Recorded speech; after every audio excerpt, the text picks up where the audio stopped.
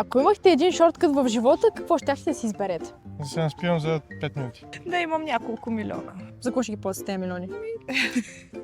Това е меркантилна работа.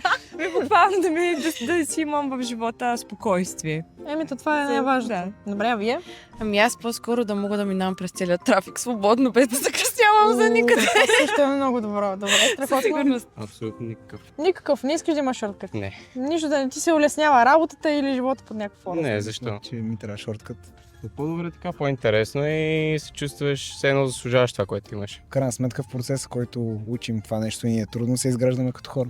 Използвате ли ChatGPT? Използваме естествено, защото все пак в крайна сметка ние сме бъдещето на България, но и както всички знаем и технологиите ще бъдат част от бъдещето и те са направени за да ни улеснят. И смятам, че технологиите може да се използват по един начин, по който може да ни се улеснява работата, но не да заема нашето място.